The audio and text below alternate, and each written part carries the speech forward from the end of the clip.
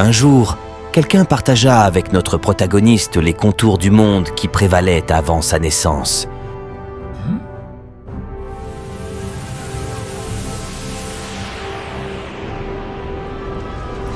C'était l'ère précédant l'avènement des trous noirs. Aidez-nous! Un monde empreint de quiétude, semble-t-il. Ce trou noir ne cesse de croître. Sa taille est sans précédent. Il est plus grand que celui de l'année terrible. L'Old Force a déployé ses troupes sur les lieux, mais elles ne suffisent pas pour venir en aide à tout le monde.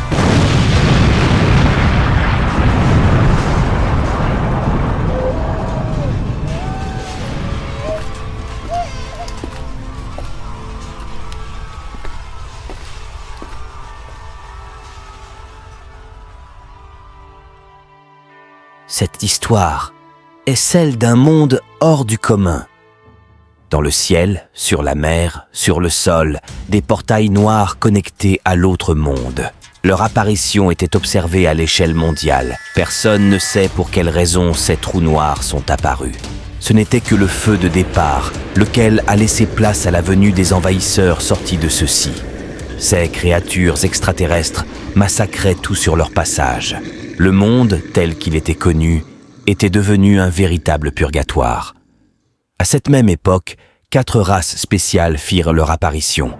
Une race utilisant des pouvoirs surnaturels liés à la psychokinésie, le feu, l'eau et la foudre, j'ai nommé les télépathes. Une race qui ne pouvait mourir, même en subissant les pires dégâts physiques possibles, j'ai nommé les immortels. Une race capable de se transformer en loup ou en ours, j'ai nommé les métamorphes. Et une race humaine dotée de pouvoirs magiques, les mages. Elles ont livré une multitude de combats acharnés contre ces envahisseurs, permettant au monde de retrouver peu à peu sa stabilité. Ainsi, l'année des premières apparitions de portails fut nommée plus tard l'année terrible. Cependant, une fois l'ordre rétabli, les humains ont commencé à discuter du sort des races spéciales. Ils ont décidé qu'il était préférable de les isoler du monde, car elles représentaient une source de danger potentiel pour eux. Cette décision due à la peur a provoqué une confrontation entre ces deux parties, humains ordinaires et races spéciales. Afin de vivre tranquille, les spéciaux ont décidé de s'allier aux humains. C'est ainsi que les immortels ont décidé de former une coalition avec le gouvernement et ont créé l'Old Force. Les métamorphes ont créé une firme multinationale, Excuracy. Les télépathes, eux, ont préféré créer leur propre organisation psionique.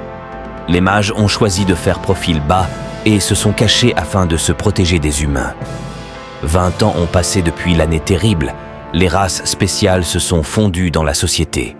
Elles vivent paisiblement parmi les humains en cachant leur véritable identité. Un jour ordinaire, dans un supermarché ordinaire, notre héros apprend une nouvelle extraordinaire. « Fiston, j'ai quelque chose à te dire. Ne sois pas trop surpris. Tu es un immortel !» lui disait son père dans la plus calme des ambiances, comme s'il était en train de dire « Tiens, prends un bonbon !» Cette information a mis quelque temps avant d'arriver au cerveau de ce dernier. C'est alors que son père lui explique qu'il est un immortel et que son sang coule dans ses veines. Par conséquent, vous l'aurez deviné, notre héros aussi est un immortel. Mais ce n'est pas le genre de choses à dire en achetant des poireaux, non ? Lui demande notre protagoniste. Cela n'avait pas l'air d'inquiéter son père, lequel continuait en demandant à son fils de ne rien raconter de ce qu'il venait d'apprendre à qui que ce soit, même pas à sa mère. Et le dire dans un supermarché, ce n'est pas un problème ? Ok les gens, on retient l'astuce. Si vous avez une grosse nouvelle à annoncer à vos enfants, faites-le en achetant des poireaux au supermarché.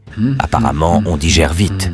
Notre héros demandait à son père s'il était réellement un immortel. À ce qu'il paraît, ceux-ci sont réputés pour leur beauté sans pareille, et lui, Enfin, vous avez compris. Son père confirmait le fait qu'il est bel et bien un immortel, même s'il ne se ressemble peut-être pas physiquement. Il ajoutait que le sang d'un immortel s'éveille lors de son 20e anniversaire. Et donc c'était le jour J pour notre protagoniste, et ça se passera aux alentours de 23 heures.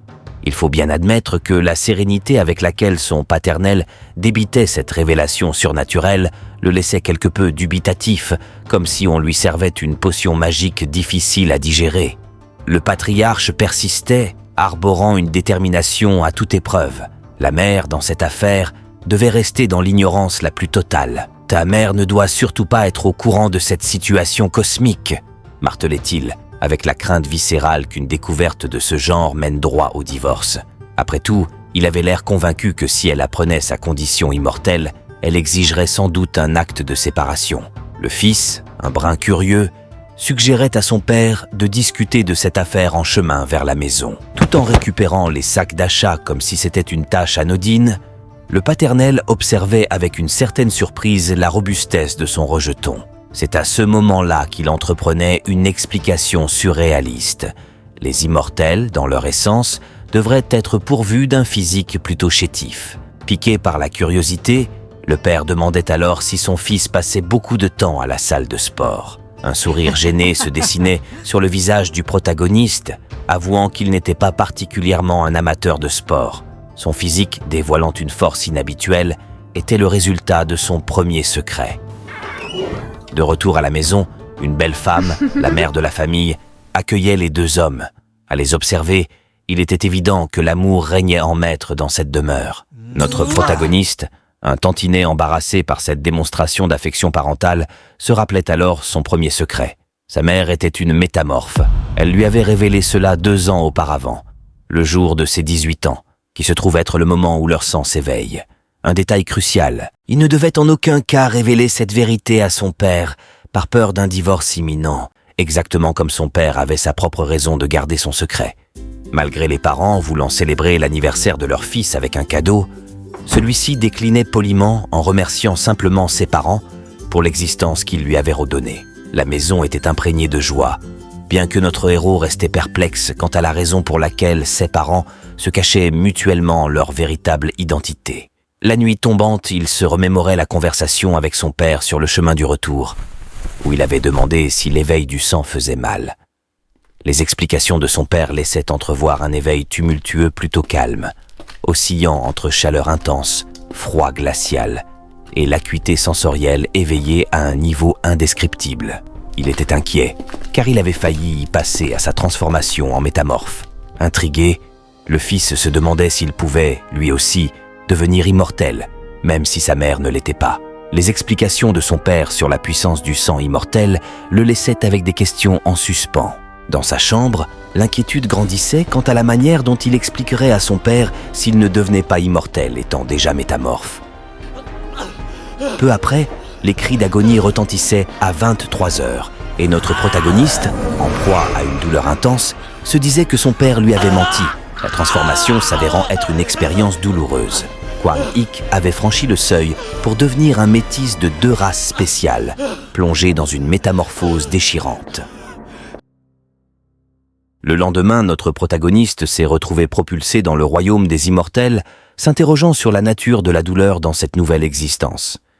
La réponse, évidente dès les premiers instants, était un oui retentissant.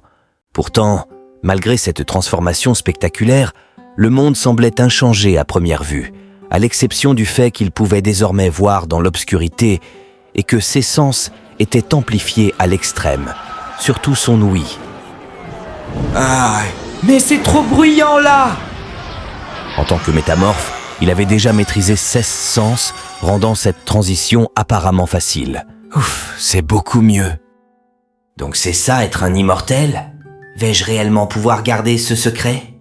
Outre le sens de l'odorat et de l'ouïe développé en tant que métamorphe, cette transformation avait également doté notre héros d'un corps robuste et énergique, un spectacle qu'il appréciait en toute modestie. Sa mère l'avait une fois pris en flagrant délit de contemplation. Waouh, ça, un petit déjeuner? Au petit déjeuner, une abondance de mets délicieux attendait notre protagoniste, le rendant le plus heureux du monde.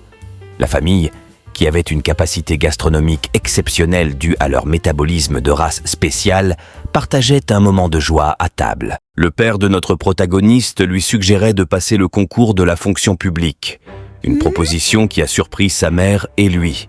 la divergence d'opinion parentale était inhabituelle.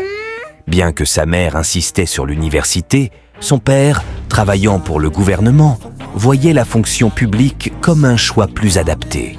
Cette situation laissait notre protagoniste perplexe, se demandant pour quelles raisons ses parents avaient des opinions si divergentes. Waouh, c'est rare qu'ils aient des opinions différentes comme ça.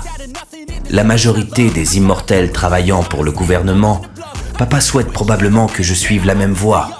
D'un autre côté, maman semble avoir d'autres projets en tête, compte tenu de l'entraînement intense qu'elle m'impose depuis que je suis métamorphe. Elle envisageait de l'envoyer dans une entreprise de métamorphes après 16 études pour une formation approfondie, lui expliquant que les métamorphes ont un autre point fort à part leur force, leur instinct. Et pour le contrôler, il faut qu'ils s'entraînent sans relâche. Face à ces options, les parents demandaient l'avis de leur fils, attendant avec impatience sa réponse. Kwang Ik surprenait tout le monde en exprimant son désir de rejoindre les forces spéciales, une information, qui ne passait pas inaperçue. Sa mère, particulièrement contrariée par cette idée, envisageait de lui donner une leçon mémorable. Son père, bien que trouvant l'idée d'un fils soldat excellente, espérait que ce choix n'était pas motivé par le simple désir d'être cool aux yeux des autres. Notre protagoniste réfutait ces propos. Ainsi, le père de Kwang Ik parvenait à convaincre son épouse de laisser leur fils suivre cette voie. Notre protagoniste restait abasourdi par la persuasion de son père. Cependant, avant de se lancer dans cette aventure, son père insistait pour qu'il passe d'abord le concours de la fonction publique. Il proposait qu'après, Kwang Ik pourrait réaliser son rêve de devenir soldat. Je connais quelqu'un qui pourra bien te former pour le concours à Hwaseong. Tu iras là-bas les week-ends. Le fils acceptait cette proposition avec joie. Le lendemain, notre héros se rendait à Hwaseong, se demandant quel expert son père avait déniché. Toutefois, en réalité, être soldat n'était pas son but ultime. Son véritable objectif était d'explorer les portails. Il en existe deux sortes. Les portails noirs sont des entrées pour les envahisseurs, tandis que les portails blancs conduisent vers un autre monde, lequel regorge de métaux, de plantes, d'animaux et d'une multitude de ressources inconnues du commun des mortels. Un coup de téléphone inattendu évoquait des inquiétudes au sujet de leur fils. Sans détour, la réponse était donnée. « D'accord, ne vous inquiétez pas, je le formerai parfaitement jusqu'au bout. » Notre protagoniste, alors, n'avait aucune idée des péripéties qui l'attendaient. Le maître et l'élève se rencontrèrent. Il y avait comme un malaise dans l'air. Celui-ci lui demande qui il est réellement. Il n'a vraiment pas le physique d'un immortel. Notre protagoniste affirme être le fils de son père. Après un moment de discussion, le maître demandait à Kwang Ik de le suivre et les deux hommes commencèrent à s'avancer dans les profondeurs de la forêt pour débuter la formation. Notre protagoniste était un peu perplexe quant à l'endroit où ils étaient. Cependant, il trouvait que son formateur avait la carrure et la beauté des immortels. Après un moment de marche, ils étaient arrivés à destination. « Papa, qu'est-ce que tu comptes enseigner à ton fils ?» Les explications prenaient place et Kwang Ik était très attentif. Son formateur lui expliquait les bases en faisant des croquis sur le sol. « Puisque ton sens est déjà éveillé, on va commencer.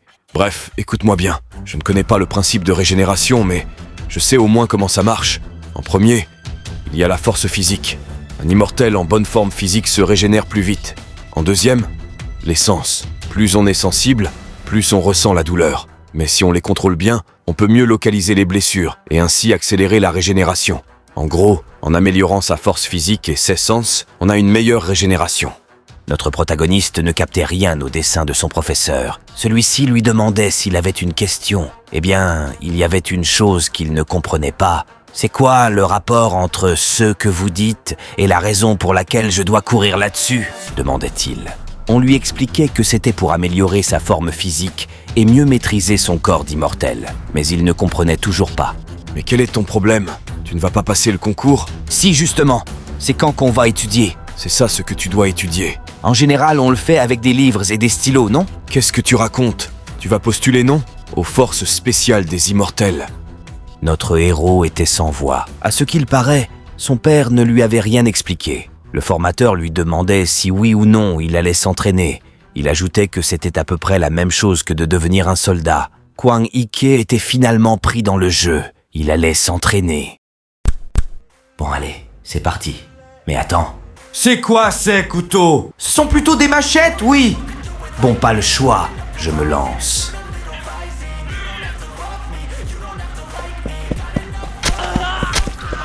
Pendant qu'il criait de douleur, il n'avait pas le droit de s'arrêter. T'as fait exprès d'esquiver certaines lames, non? Tu bouges plutôt pas mal comparé aux autres. Waouh, pas mal la régénération. Plus tu te blesseras, plus tu auras une meilleure régénération. N'évite pas les lames, marche dessus. Fais de sorte que les blessures soient plus graves. Marche dessus comme si tu voulais les écraser. Notre protagoniste était choqué par les propos de son professeur. Il n'est pas bien dans sa tête, ce type. L'entraînement continuait sous la surveillance du maître, lequel était intrigué par les performances de notre jeune héros. Mais il est fait en quoi, ce gamin? Hwang Ike voulait se reposer, mais le professeur insistait pour qu'il continue. Lui, il voulait savoir jusqu'à quand ça allait durer. Tu es un immortel. Tu ne mourras pas avec ça. Tu vas continuer jusqu'à tomber en état de choc. En réalité, si tu reçois un choc, tu peux rapidement évaluer le niveau de douleur que tu peux supporter. Cela t'évitera de t'évanouir en plein combat. Cet exercice est le test parfait pour cela. Cependant, le professeur était intrigué par le fait qu'il n'était pas tombé en état de choc depuis le temps. J'ai avant tout un corps de métamorphe. Avec un tel corps, je ne recevrai jamais de choc. Il voulait savoir s'il y avait un autre moyen de passer le test. La réponse du professeur était claire. Si tu traverses le terrain en moins de 6 secondes, tu passes le test. Vous avez bien dit moins de 6 secondes, n'est-ce pas? Oui. C'est compris. Arborant un sourire confiant, notre héros disait « Tenez bien votre parole ». En réalité, Hwang Ike pouvait le faire en moins de 6 secondes. C'était du gâteau pour lui. Il s'était élancé avec le sourire aux lèvres, sur le terrain inhospitalier de la vie des immortels, sous le regard émerveillé de son entraîneur. C'était fait. Il avait mis moins de 6 secondes. Le professeur était stupéfait. Tu es un drôle de gamin, toi. Notre héros était déjà debout. Sa vitesse de régénération était bien plus rapide. Le professeur tentait de le taquiner. Cours encore une fois, j'ai oublié de chronométrer. C'est le moment de passer au deuxième entraînement. Le professeur tient une sorte de chaîne d'ancet, main qu'il remet à Hwang Ike. C'est quoi ça? Un collier pour chien? Tu en auras besoin pour l'entraînement. Mets-le autour de ton cou. Notre héros était un peu perplexe quant à l'utilité de ce collier.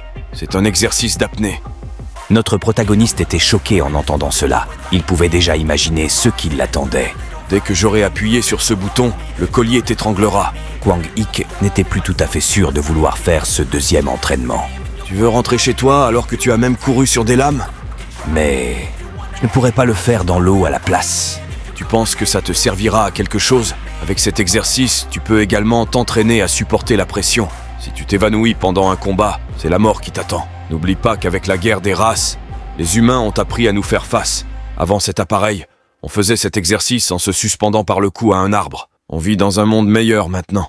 Notre protagoniste prenait finalement la décision de continuer après avoir entendu 16 explications. Il voulait savoir combien de temps il devait tenir. Le professeur lui répondait en disant qu'il n'y a pas de limite de temps. L'exercice se poursuivra jusqu'à son évanouissement. Mais au moins 5 minutes devraient suffire. Et il n'a pas intérêt à tenter d'enlever le collier ou de vouloir lui prendre la télécommande. Hwang Ike acquiesçait. T'es prêt? À l'instant même où la télécommande était appuyée, on pouvait entendre les cris d'agonie de Hwang Ike. La souffrance était telle qu'il remettait sa vie en question, à se demander pourquoi il voulait devenir un soldat à la base. Quand il tentait de retirer le collier, il recevait des coups de fouet sur les mains. Il avait été prévenu. 5 minutes semblaient être une éternité. Le professeur était surpris du fait qu'il tienne si longtemps sans s'évanouir. En réalité, il avait fait une manigance. Il disait que la batterie de la télécommande était éteinte. Pourtant, il fait exprès, afin de savoir combien de temps allait tenir notre protagoniste. Finalement, Hwang Ike avait passé le deuxième exercice. Tu as réussi le test. Pour être plus exact, tu as tenu 12 minutes et 47 secondes. Notre héros espérait que le professeur ne veuille pas qu'il refasse le test, puisqu'il ne s'était pas évanoui. Celui-ci arborait un sourire mesquin à l'écoute de ses propos. Le soir venu, c'était l'heure du repas.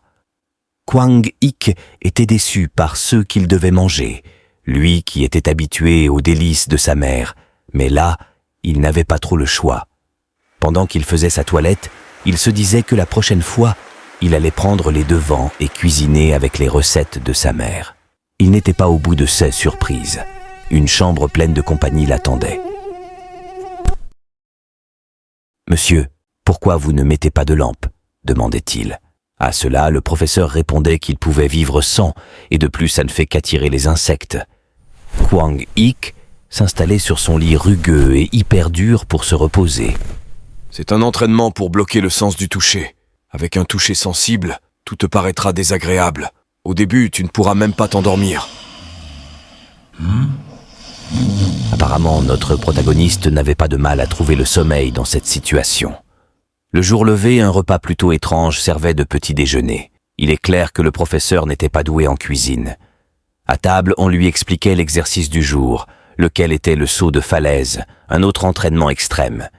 Le but est de rester en apnée dans les airs et de contrôler ses sens pour se préparer au choc. Il lui expliquait qu'en dehors du choc et de l'évanouissement qui sont les situations auxquelles les immortels doivent faire face, ceux-ci doivent également faire attention à ne pas perdre leur mobilité. Les bras sont les boucliers d'un immortel. Si ton ennemi essaye de te trancher les jambes, tu dois sacrifier tes bras. Il en va de même quand on vise ta tête. C'est pourquoi les lames sont plus dangereuses que les armes à feu pour les immortels. Et aussi, tu dois faire attention aux mines explosives. Ce jour-là, notre protagoniste avait sauté d'une falaise avant de rentrer chez lui comme si de rien n'était. Dans le bus, il recevait un coup de fil de son père, lequel s'assurait que la formation se déroulait dans de bonnes conditions et lui souhaite de bien se reposer une fois à la maison. Notre héros imaginait déjà son repos planifié. Prendre d'abord une bonne douche, jouer aux jeux vidéo, manger les repas délicieux de sa mère, puis dormir 12 heures d'affilée dans une chambre sans moustiques, le repos de rêve. C'était sans compter les prévisions que celle-ci avait faites pour lui. Elle lui avait trouvé un professeur pour l'aider à étudier pour l'université, lui disant qu'il ira étudier là-bas 2 jours par semaine. Bizarrement, avec une valise, en un instant, ils étaient déjà arrivés. Il n'avait pas compris à quel moment les choses avaient si mal tourné, et son repos dans tout ça, il avait un mauvais pressentiment. Sa mère lui disait en le laissant devant la porte de son professeur. Et puis, à quoi bon être intelligent? C'est plus important d'avoir mon physique. À ce moment-là, il a eu la certitude que ceux qui l'attendaient n'étaient pas une préparation pour l'université. L'ascenseur arrivait alors à l'étage du professeur. Kwang Ik sortait et découvrait un espace dont il n'imaginait pas. On aurait dit une immense salle de sport. Dans sa contemplation, il se faisait interpeller par quelqu'un. Alors c'est donc toi.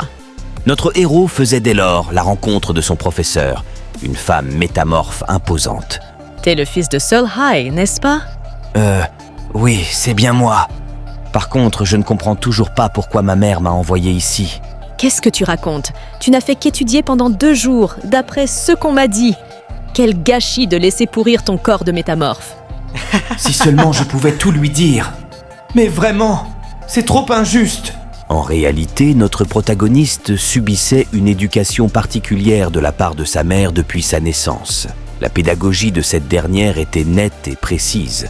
Lorsque ça n'allait pas à la maison, au lieu de le punir ou le gronder comme des parents ordinaires, à la place, il se retrouvait sur le ring avec sa mère. Celle-ci ne rigolait surtout pas, et s'il faisait le malin, c'était lui qui allait y passer. Kwang Ik avait compris que sa prof était du même calibre et que ça ne servirait à rien d'essayer de résister. Hé, attrape ça. Elle lui avait lancé une sorte de bracelet, mais notre héros ne comprenait pas de quoi il était question. J'ai une sorte de traumatisme avec les engins comme ça. Vous pouvez me dire ce que c'est ? C'est un tracker d'activité.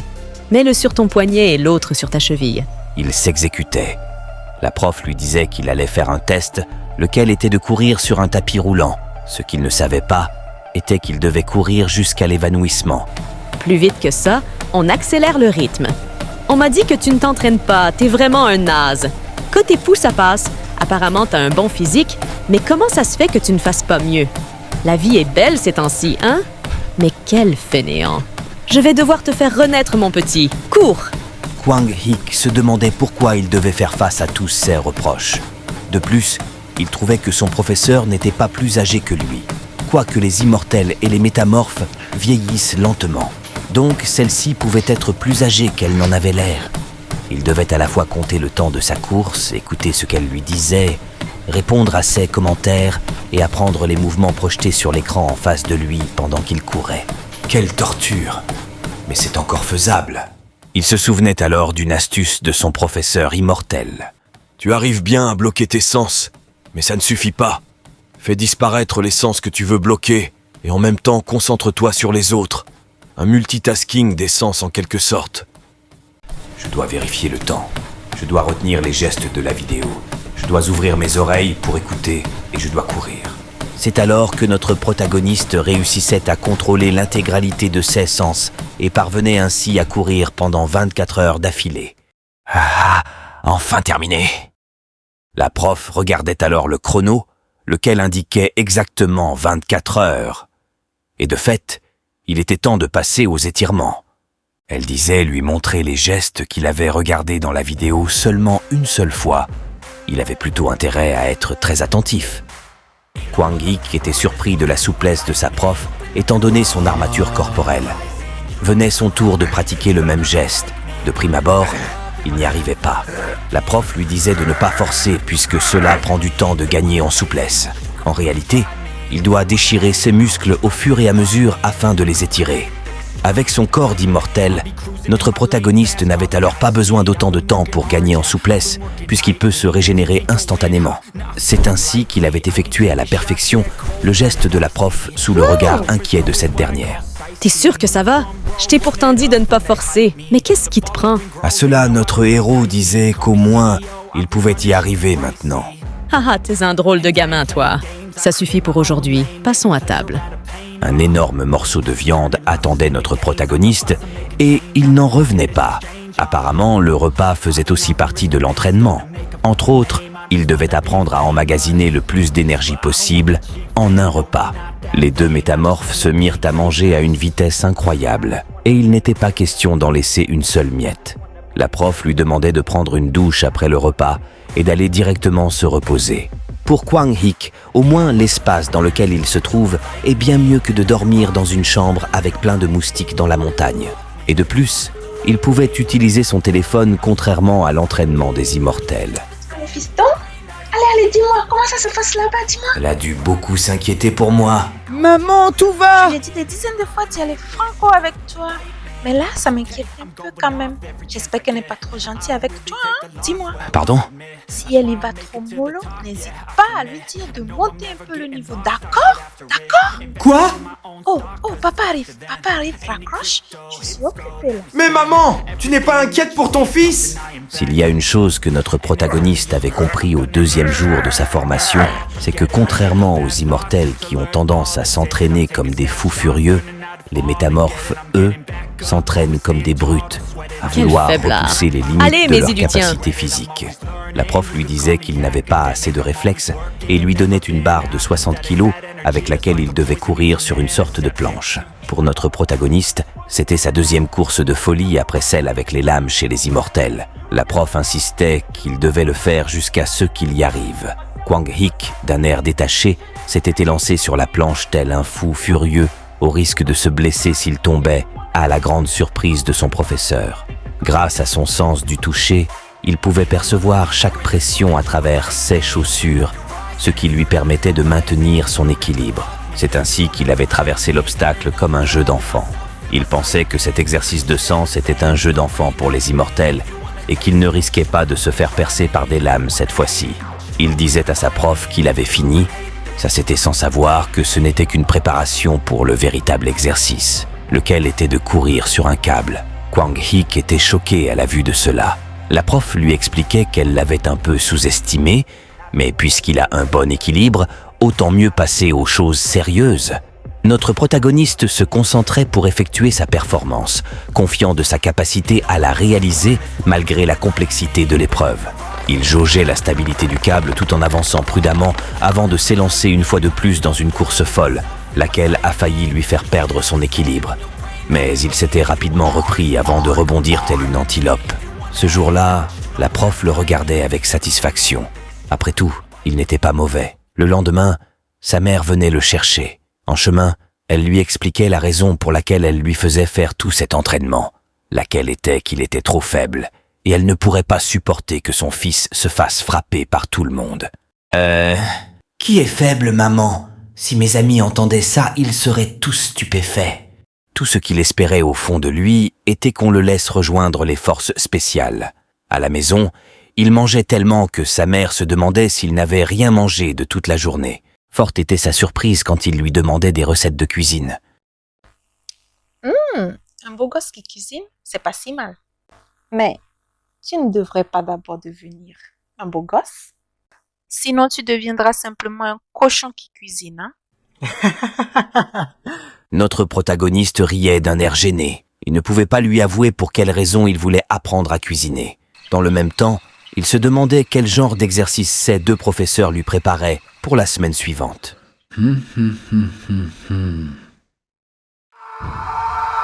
Notre protagoniste revoyait le prof immortel après 3 jours de repos.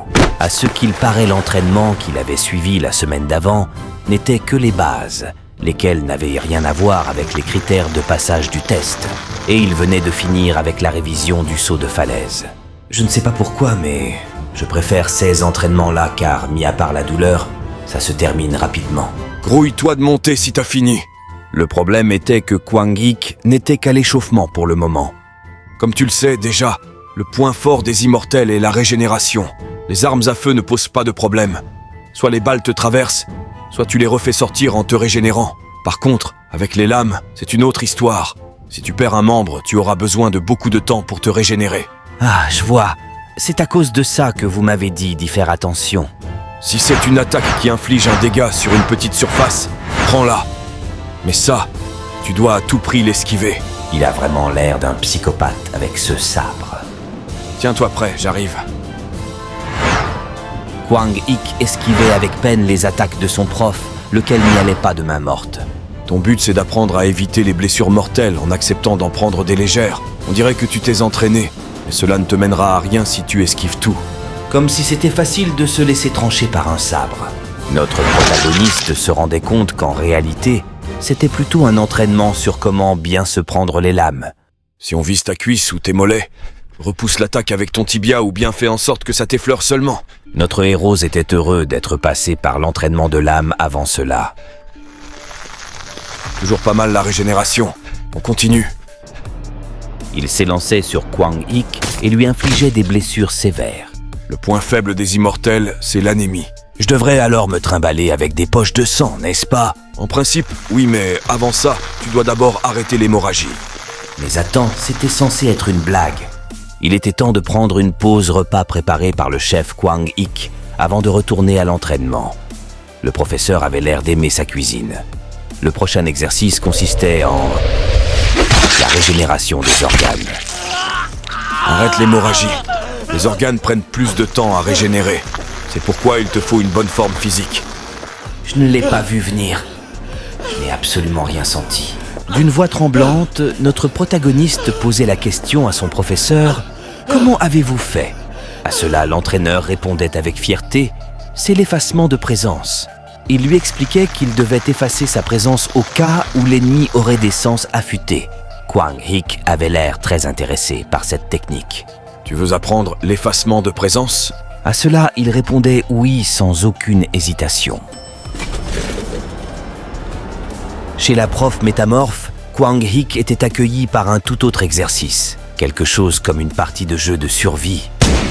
Sans savoir ce qui se passait, il sentait un courant d'air le traverser et taper dans le mur derrière lui.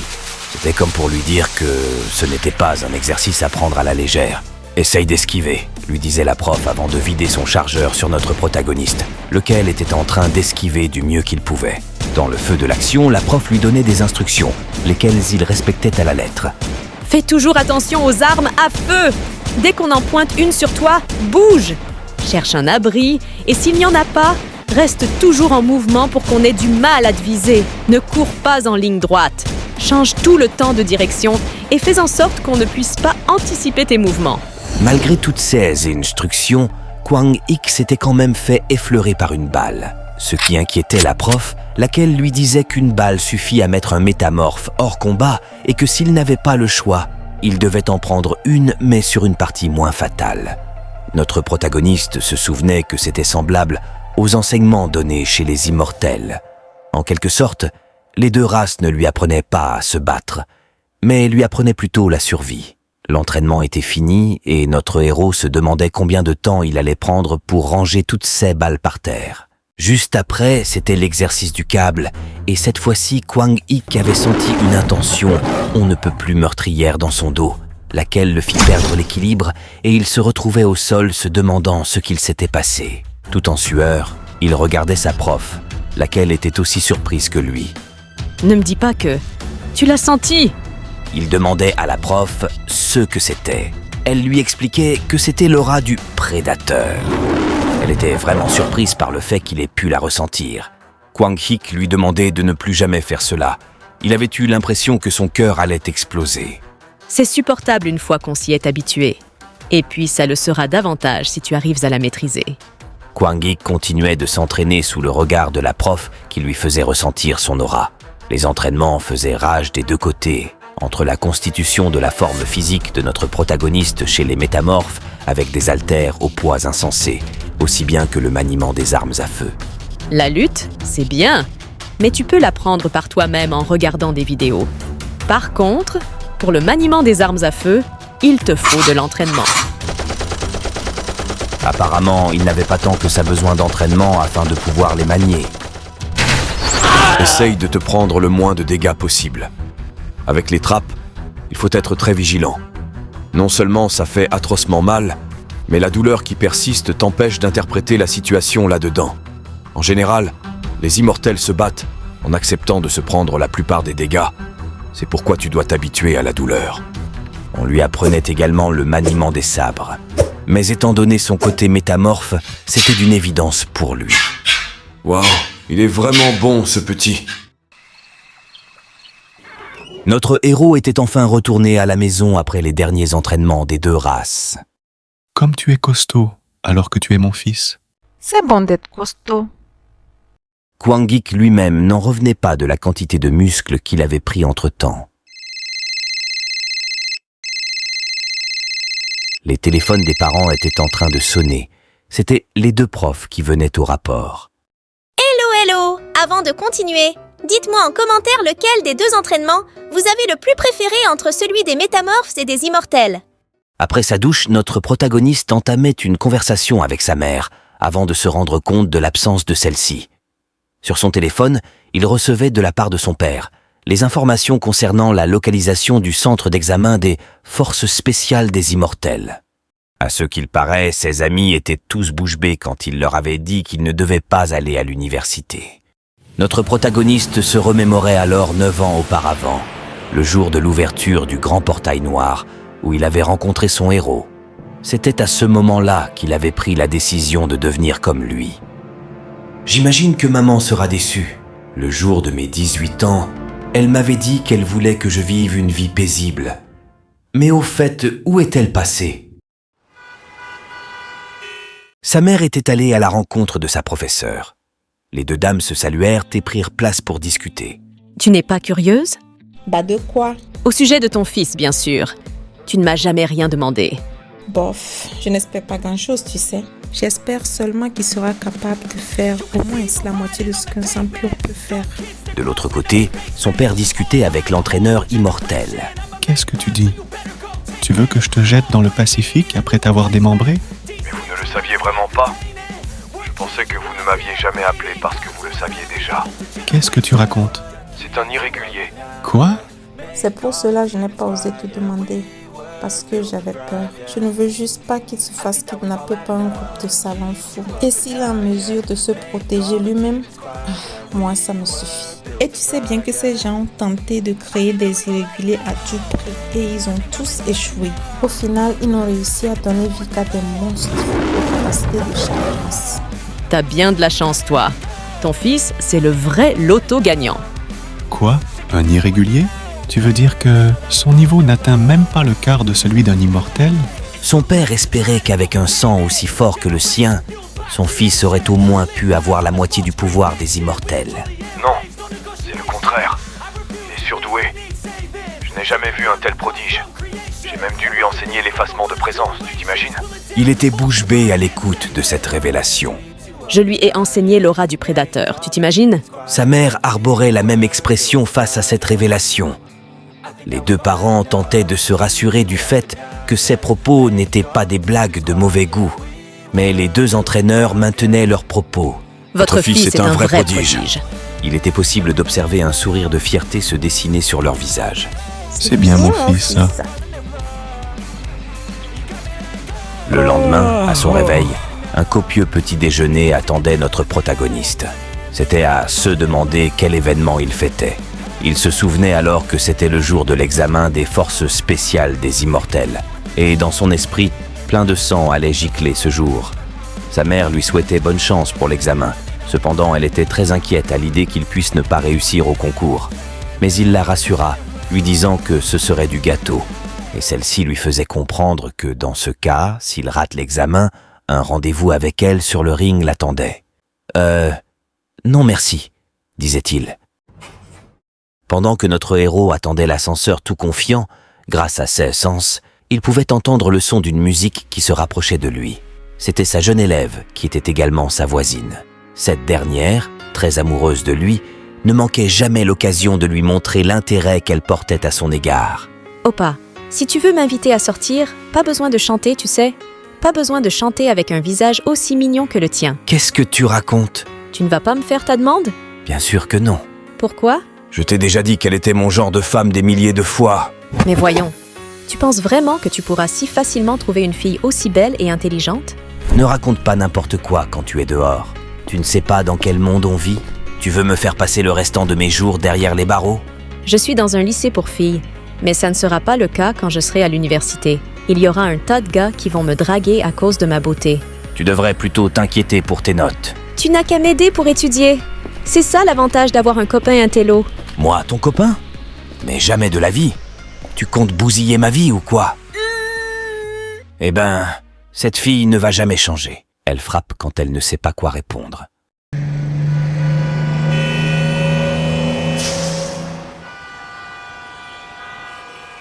Quelque temps après, Kwang Hik arrivait dans le bâtiment de l'examen. Il se renseignait au niveau de l'accueil sur la salle du concours quand il se faisait aborder par une voix grave, laquelle lui demandait s'il était un candidat. L'homme en question était vraiment suspicieux vis-à-vis de notre protagoniste et lui demandait son dossier de candidature. Au bout du chemin, il croisa une autre dame qui lui demandait également son dossier de candidature pour vérification. Comme c'est compliqué, ils sont tous comme ça les concours des immortels? Après tout, on verra bien. Enfin, devant la porte de la salle d'examen. Bon, ok. À partir d'ici, qui sait ce qui peut arriver? Je pourrais très bien recevoir une lame dès l'ouverture de la porte. Kwang Hik reste concentré comme aux entraînements. Il s'imagine les pires scénarios possibles et pendant que la porte s'ouvrait,